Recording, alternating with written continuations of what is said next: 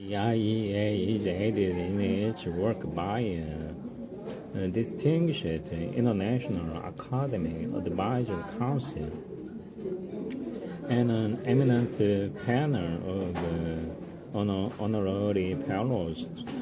Together with other academics, they review prospective IEA publications, their comments being passed on anonymously to authors. All IEA papers are therefore subject to the same rigorous independent reviewing process as used by leading academic journals. IEA publications enjoy widespread classroom use and course adoption in schools and universities. They are also sold throughout the world and often translated, reprinted. Since 1974, the IEA has helped create a worldwide network of 100 similar institutions in over 70 countries. They are all independent but share the IEA's mission. Views expressed in the IEA's publications are those of the authors, not those of the institution. In managing trustless academic advisory council members or senior staff, whatever power he had to influence practical decisions, he owed to his standing with the representatives of the existing order, and this standing he would endanger if he devoted himself to the kind of speculation which would appeal to the intellectuals and which through them could influence developments over longer periods. In order to carry weight with the powers that be, he had to be practical, sensible, and realistic. So long as he concerned himself with immediate issues, he is rewarded with influence, material success, and popularity with those who, up to a point, share his general outlook.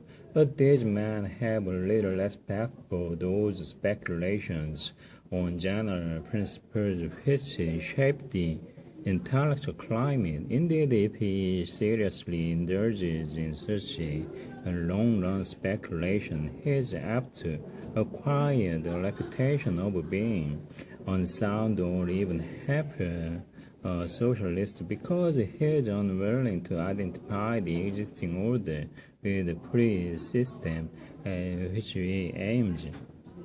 If in spite of this his efforts continue in the direction of general speculation, he soon discovers that it's unsafe to associate too closely with those who seem to share most of his convictions, and he is soon driven into isolation.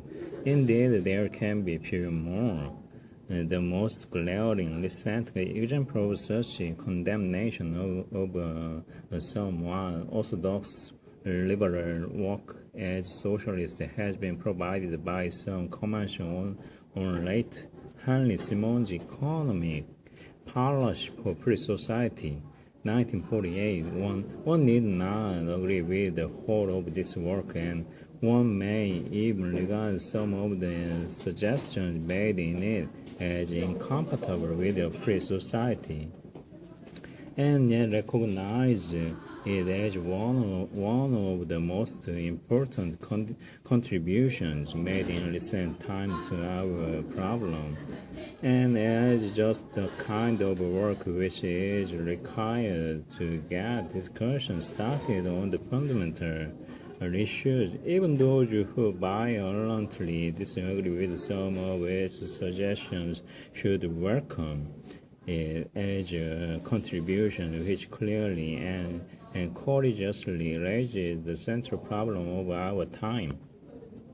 Characteristic for man in modern society were looked upon as external forces rooted in the biological constitution of man, while we could give many illustrations of this point. Instance, the social basis for the hostility prevalent today in modern man. This diffuse complex, the so-called castration complex in women. I want only to give one more illustration, which is particularly important because it concerns the whole concept of man as a social being. Freud always considered the individual in his relation to others. These relations, as Freud sees them, however, are similar to the economic relation to others, which are characteristic of the individual in capitalist society. Each person works for himself individualistically at his own risk, and now primarily in cooperation with others, but he is not Robinson Crusoe. He needs others as customers, as employees, or as employers. He may buy and sell, give and take the market. Whether it is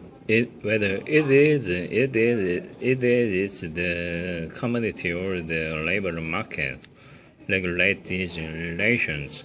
Thus, the individual, primarily alone and self-sufficient, enters into economic relations with others as means to one end, to sell and to buy. Freud's concept of human relations is essentially the same.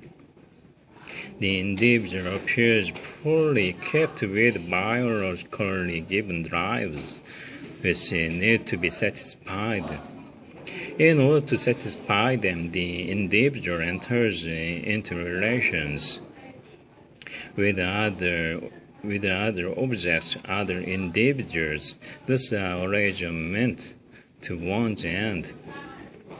The satisfaction of strivings within themselves originate in the individual. Before he enters into contact with others, the period of human relations in Freud's sense is similar to the market.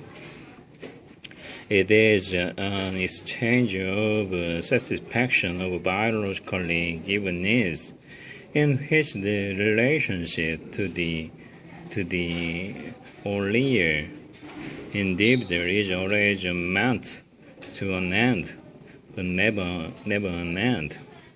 But never an end in itself. But never an end in itself.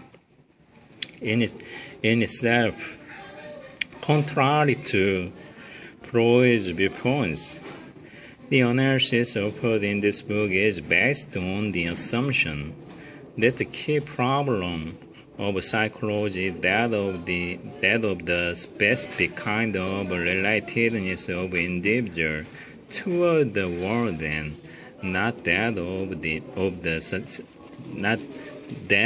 the satisfaction